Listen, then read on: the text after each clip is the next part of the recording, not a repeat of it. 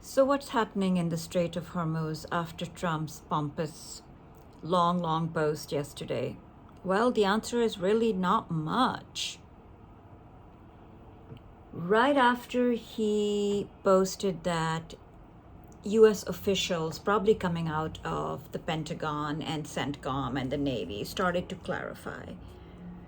And they basically said that they will be guiding ships that choose to go through the Strait of Hormuz on how to navigate it safely.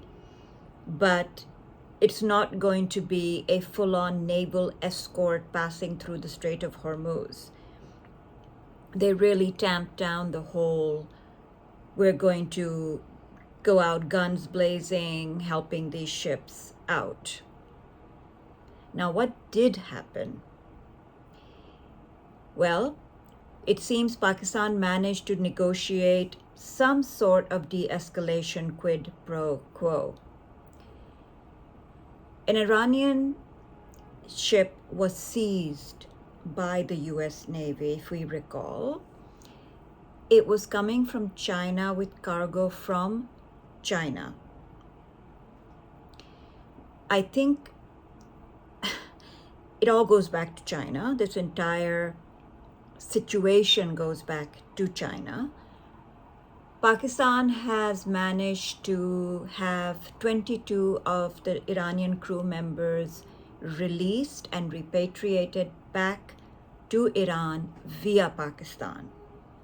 The ship has also come to Pakistan port, to Gwadar, and from what I can understand, the cargo is going to be unloaded in Pakistan, shipped to Iran, and then Iranian goods will be put onto the tank, to the commercial ship, and shipped to China.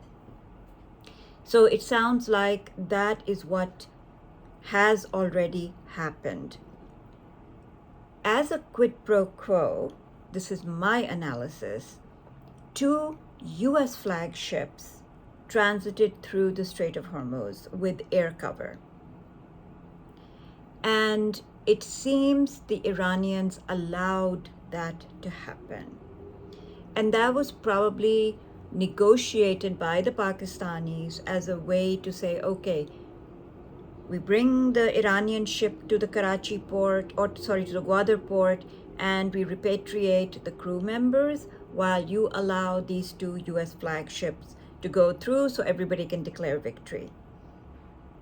So all this talk about Iran shot at the US destroyer, all of that, we don't know what the truth is, but apparently that everybody's saying that didn't happen. And most importantly, the US Navy is saying that didn't happen. So to me, it was a negotiated quid pro quo, which is a good thing, which is a very good thing. But it was quite curious that almost immediately after Trump's statement, the US Navy tamped it down, as well as obviously Iran said no. Let's focus our attention on Israel. B'Tselem, which is the largest human rights organization in Israel, is telling us something very disturbing this morning. It's telling us that settler violence is ethnically cleansing a historic Palestinian neighborhood. B'Tselem is saying that for the first time since the 1967 occupation, Israel is expelling an entire Palestinian neighborhood in Jerusalem. The Silvan area, located near the Holy Basin, the Temple Mount, and Al-Aqsa Mosque, is home to many archaeological and historical sites of exceptional significance. As of April 2026, approximately 1,800 residents in Silvan are under threat of expulsion after hundreds have already been uprooted and left homeless in the past 2 years in Baten al-Hawa alone. 33 families have already been expelled, and 53 additional families, including 130 children, face a similar fate. In Al-Bustan, Israel has already demolished 48 homes and plans to demolish the homes of 123 more families, which will lead to the expulsion of approximately 1,450 people. The expulsion in Silwan is part of a policy of ethnic cleansing throughout the West Bank. This is from B'Tselem. And the New York Times is reporting this morning the extent of settler violence in the West Bank and how it is condoned, incited by Israeli extreme right politicians who are in coalition with Netanyahu, and how the IDF basically stands back when this happens. And reporters over and over again have reported that the IDF and the Israeli police, which is under the command of Ben-Gvir, stand back and watch as settlers commit horrendous acts of violence against West Bank occupants and residents who are on their ancestral lands. The settlers are beating them, torturing them, and stealing from them, burning down their houses. It is an ongoing issue.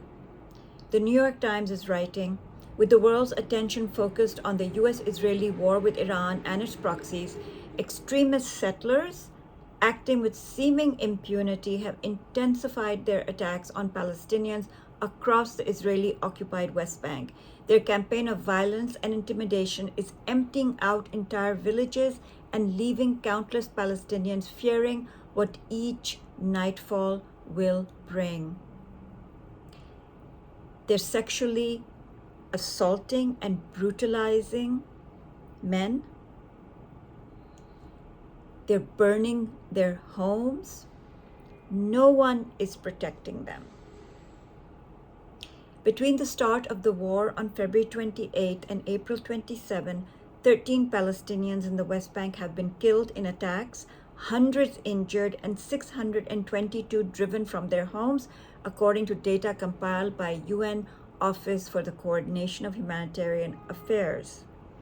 In all of 2025, the office counted as many as 15 Palestinians killed by Israeli settlers. It's a chance to escalate pogroms against Palestinians, with the IDF and the Israeli police absolutely doing nothing, in fact, condoning it. On top of this, they are blocking Palestinian children from going to school. They're actually putting up barbed wire in the way of children who have to go to cross those paths to go to school. This is what is happening. They are threatening little children from going to school. So basically, they are destroying all Palestinian life in the West Bank. They are either ethnically cleansing or they are planning on ethnically cleansing. They are announcing more settlements. They're just basically cordoning off people's homes and their livestock. But you know, this idea of stealing things seems to be an occurring pattern.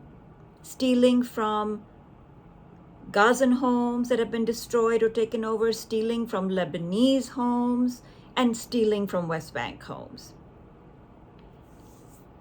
The New York Times is saying the actual number of settlers participating in violence is not known, but the most authoritative estimates are in the hundreds. Dr. Yaron, who studies Israeli extremists, said the core group regularly terrorizing Palestinians ranges from hundreds to about 1,000, with a similar number joining in sporadically. All told, that is a small fraction of the roughly 700,000 Israelis living in West Bank settlements. Of course, the New York Times has to say it's a very tiny amount of people. They have guns. They have guns, and they have the support of the Israeli military and Israeli police and Israeli politicians. Emboldened, some extremists now speak openly about their goals and methods. Elisha Yeret, 25, a leader of a group of young settlers who called themselves the Hilltop Youth, talked about wanting to drive Palestinians out of their lands. "There's an enemy here waiting for the day he can kill me," Mr. Yeret said of Palestinians, adding, "I'll do everything I can to remove him, to harm him, or at the very least to deter him for the time being." These are the same people who are sexually assaulting Palestinian men. They are preventing children from going to school, using threats, using barbed wires. They're burning down Palestinian homes, they're stealing livestock, and they're shooting people. They're beating, shooting, killing. Fully supported by the Israeli political class and the Israeli military. So this is what is happening in Israel. Aside from the fact that they are continuing to massacre people in Gaza and continuing to kill people in Lebanon. So here we are, Monday morning, and it seems to be a repeat of Sunday morning, a repeat of Saturday morning, a repeat of Friday morning. There is no change. It is the same brutality. It is the same bullshit. Watch what they do, not what they say.